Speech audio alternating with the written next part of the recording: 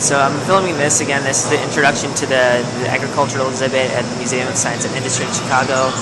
It welcomes you and talks about how the world's population has gotten bigger and we have to feed them. And so not only have our farms gotten bigger, but they've gotten smarter. And it kind of praises this new technological development.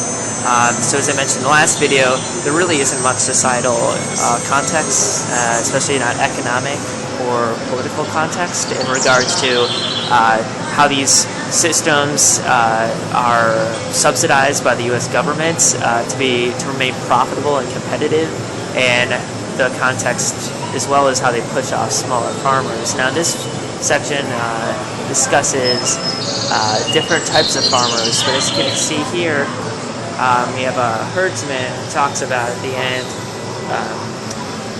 ensuring the customers get their top dollar for their steers, and sort of this genetic and control and manipulation and monitoring. So if we go over here again, you can see more of these people talking about how they take care of their animals, and it's giving a positive light on the farmers themselves, but again, without ever taking into account the animals' experiences. And so I just wanted to go over here before we end.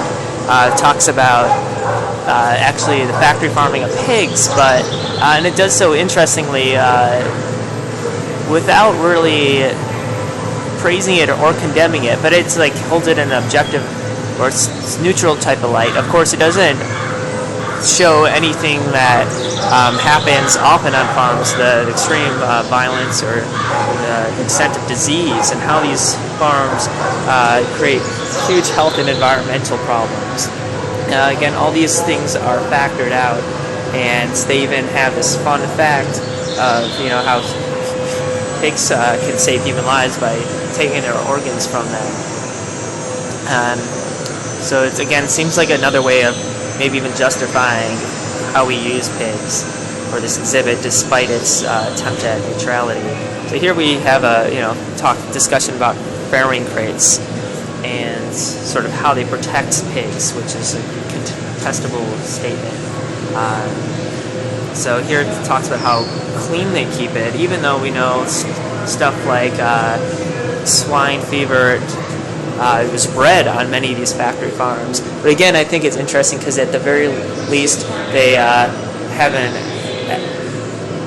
basic representation of kind of type of conditions animals are living in ways that the industry tends not to want people to see. But again, this is pretty cleaned up. You don't get to see all the poop here, even though they have an exhibit on poop of dairy cows. So again, you can see this sign over here, how they receive a nutritious diet and how they're kept safe. So finally, I want to take you over to this exhibit on soy. It's pretty interesting. Lots of introduction to the chemicals they use and what type of products come out of the soy.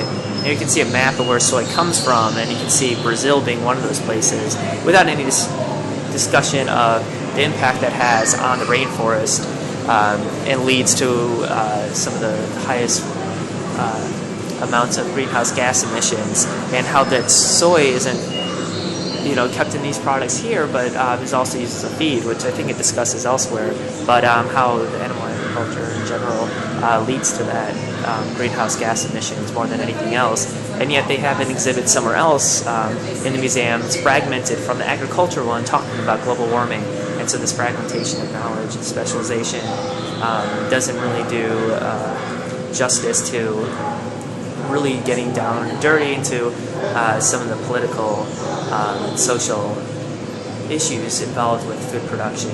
So it's part of what I find interesting is this representation of how food's produced without the ethical context of how this affects people, and almost quasi-neutrality that really never accounts for the is of what is going on without ever the ought of whether this is what we should be doing, as many of these products are obviously pretty unhealthy, even though we use them every day. Should we what if this comes at the consequence of world hunger and unfair distribution of food, terrible treatment of animals and the use of them, and very unsustainable practices in the long term. So I'm going to wrap up my segment here.